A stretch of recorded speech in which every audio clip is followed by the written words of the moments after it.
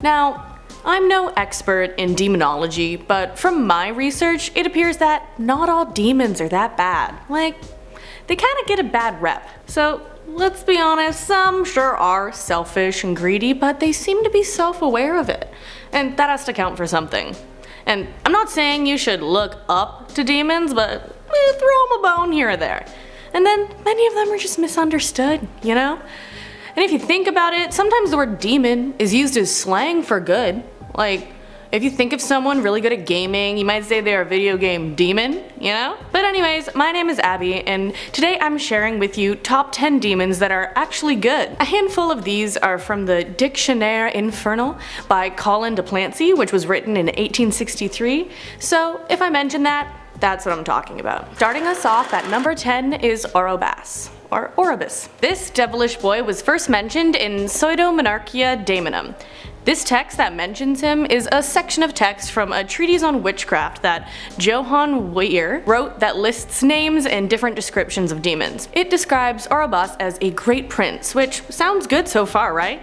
Well, listen to this. He comes forth like a horse, but when he puts man's idol on him, he talks of divine virtue. He gives true answers of things present, past, and to come, and of the divine and of the creation. He deceives none, nor suffers any to be tempted. He gives dignities and prelacies and the favor of friends and foes, and has rule over 20 legions. Like, listen to that. Divine virtue, true answers, etc. And he rolls up not on a horse but like a horse? That one's on the nice list for me. On to number 9, Abaddon. This Judeo-Christian demon, Abaddon, was thought to just be a place to a bunch of people. But there were snippets in text that gave thought to Abaddon being a person or being, though some say an angel. But demon. So Abaddon is the chief of demons of the 7th hierarchy, and the king of the grasshoppers or demon locusts. Then in Mather's Key of Solomon, Moses uses the name Abaddon to summon a heavy rain. If you aren't familiar with Moses, he's the guy that parted the Red Sea and freed the Hebrews from Egypt, during which one of the plagues was locusts. And who is the king of demon locusts? Abaddon. And when it comes to Moses, do you really think he'd be asking for help from a bad demon? Huh? What do you think about that? Let's move on to number 8. Torngasuk or Torngasuk. Now, one thing about our bud Colin de Plancy is that he listed some beings as demons that weren't demons in other people's books. Torngasuk is just one example. In the Dictionary Infernal, Torngasuk is said to be a mischievous demon or spirit worshipped by offering in Greenland and the northeastern regions of Canada. But you know who lives in those areas? The Inuit people. And guess what? To them, he's an important sky god. Torngasuk is described as a bear, a tall one-armed man, a half-man and half-seal creature, or a tiny figure. And what he does is help out medicine men and fishermen when people fall ill, so definitely good in my books. Now on to number 7. Flaga, or Flaga. Flaga? It's from a really old book, so who knows? Now, this one is only mentioned in Dictionary Infernal, but Flaga honestly looks dope. And sure, Flaga is described as a malicious fairy, but come on.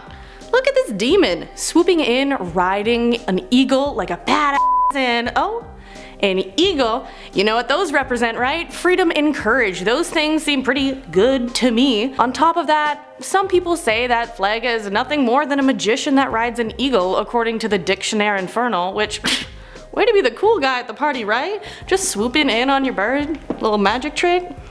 Eh? That's a party demon right there, haha!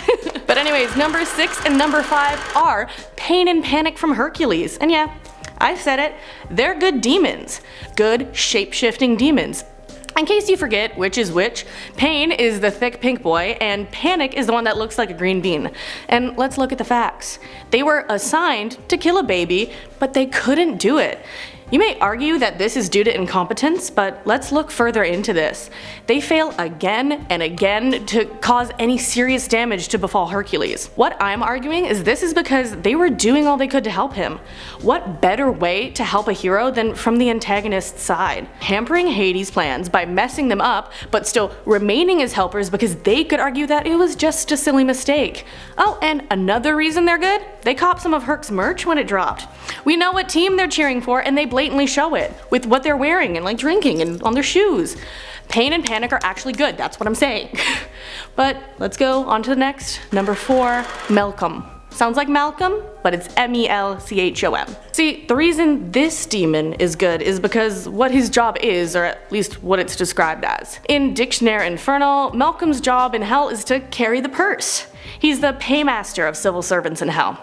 So he's the money behind the government officials there, and he's just doing his job, man.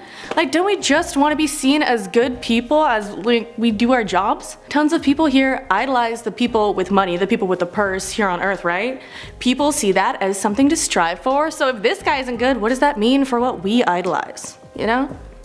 I'll leave you with that. On to number 3, Garuda. See, now here's another demon from the Dictionary Infernal, but this time, this one is like just a chill being. Like, sure, Garuda ate a bunch of people, but he spit them back out. They didn't die.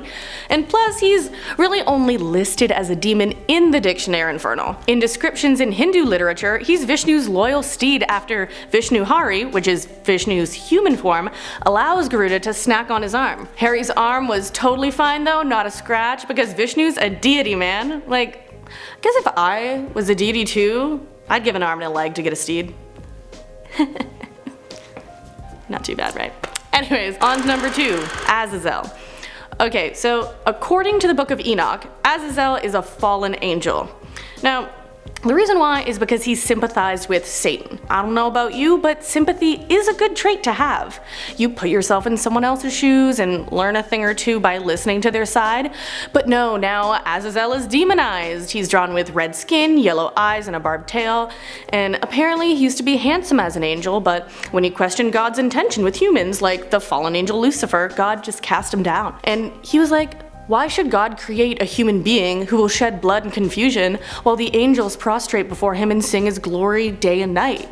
And God, well, he didn't like that question, so yeah, Azzel was being a little selfish, but he just didn't want to refuse to bow down to the new creations. And when kids get new siblings, sometimes they aren't too happy, so just give them some time to warm up before you send them as a plague to humanity. Not that I'm questioning God, just like, I think Azzel's pretty chill. Number 2. So let's move on to our top 1, Lilith. Feminist icon, a demon queen, Lilith. And you know what? She gets a bad rap. She is a bad demon. The original wife of Adam, as mentioned in the book of Isaiah, by the way. But from the start, she's described as unclean, devilish, and dangerous. But you know what? She wanted to be seen as equal with Adam. And then, whoa, oh no, we can't have that. That's not how it should be. Please. That's just how society's structures were written in old literature to perpetuate the idea of female subordination.